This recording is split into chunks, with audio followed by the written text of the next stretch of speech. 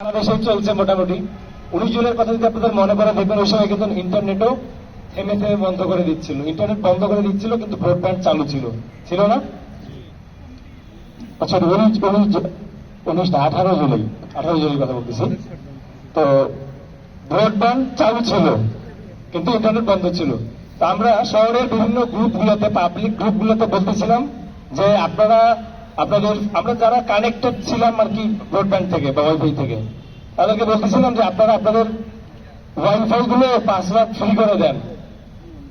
যখন পোস্ট করতেছিলাম তখন তারা কি করতেছিল, তাদের পাসওয়ার্ড অনেকে ফ্রি করে দিচ্ছিল, আবার অনেকেই পাসওয়ার্ড 1 থেকে 9 দিয়ে স্ক্রিনশট দিয়ে কমেন্ট করতেছিল, কমেন্ট করে করে আমাদের সবাইকে ফ্রি করে দিচ্ছিল। যে ওই সময় যারা ধরেন যে আন্দোলন করতে গিয়ে বিভিন্ন গলিগলিতে বা আমাদের তথ্যগুলো আদান প্রদান করার জন্য তো ইন্টারনেটের প্রয়োজন ছিল। যেহেতু আমরা জেনারেশন জেড, আমরা ইন্টারনেট নির্ভরশীলতা আমাদের এই আন্দোলনকে একটা নতুন মাত্রা দিয়েছিল। তো ইনফরমেশনগুলোর জন্য তো ইন্টারনেটের প্রয়োজন। তো সবাই একবার একটু স্বতঃস্ফূর্তভাবে তাদের নিজেদের ইন্টারনেট কানেকশন বা ব্রডব্যান্ডের ওয়াইফাই গুলো পাসওয়ার্ড গুলো ফ্রি করে দিচ্ছিল এবং পাসওয়ার্ড দিয়ে স্ক্রিনশট দিচ্ছিল। তো ওই দিনে আমরা সারা শহরেই মোটামুটি প্রত্যেকটা স্কুল কলেজ, তাদের স্কুল কলেজের সামনে সামনে দাঁড়িয়ে, সারা দেশে সারা জেলায় তো সবাই আপনারা বিভিন্নভাবে করছেনই, তথ্যগুলো আমাদের কাছে আছে। কিন্তু ওই দিন ক্যান্টনমেন্ট পাবলিক স্কুল, জেলা স্কুল, পুলিশ লাইন্স, লায়ন্স, আরসিসিআই সবাই বিভিন্ন জায়গায় দাঁড়িয়ে দাঁড়িয়ে তাদের প্রতিবাদগুলো করতেছিল।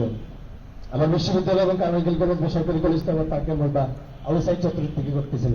তো ওই দিন আমি অবস্থান করতেছিলাম ক্যাম্পের সাথে, ক্যাম্পের বাচ্চারা যারা আছে ওদের সাথে প্রোগ্রাম করতেছিলাম। প্রোগ্রাম করতেছিলাম বা মিছিল শেষ 3টার দিকে, সেদিন কিন্তু প্রচন্ড রোদ ছিল, আপনাদের মনে আছে কিনা জানি না, খুবই রোদ, কিন্তু প্রচন্ড রোদ। তো রোদের সময় আমাদের এই মিছিলে একবার এসে রোয়া বসে ঝামেলা করার চেষ্টা করছিল, কিন্তু ওদেরকে কথা বলে কোনোভাবে কোনো রকম বোঝানোর চেষ্টা করে ওখান থেকে সরাই দেওয়া হয়েছে।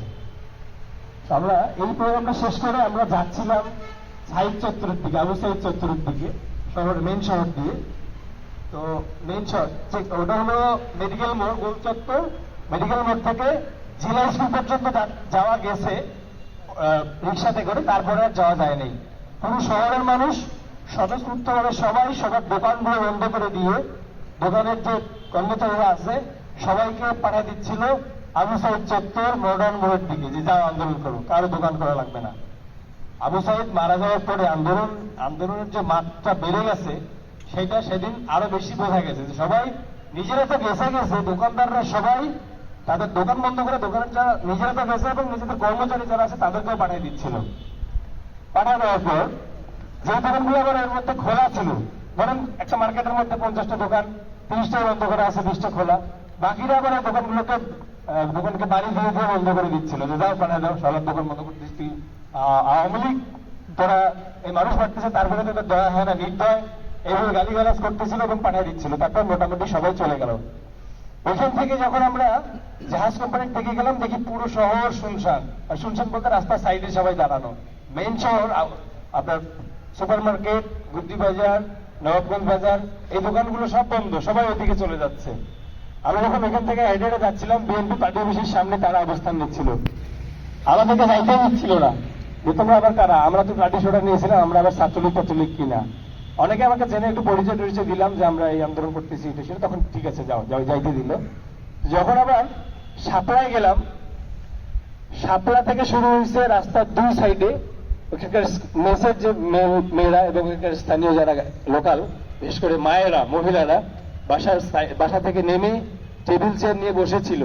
বসে বসে ধরো যে আমরা যাচ্ছিলাম, আমাদেরকে শরবত খাওয়াচ্ছিল, পানির বোতল দিচ্ছিল, আমরা খাইলাম। ধরেন যে একটা ক্রস করে আরেকটা যাচ্ছি, সারা রাস্তায় শাপলা থেকে শুরু করে একদম আপনার লালবাগ পর্যন্ত রাস্তার 2 সাইডে এরকম অবস্থা। সবাই রাস্তার 2 সাইডে নেমে যার যার সামর্থ্য অনুযায়ী পানি, খাবার, স্যালাইন, বিস্কুট, যে যতটুকু পারে নিয়ে দাঁড়াইছে।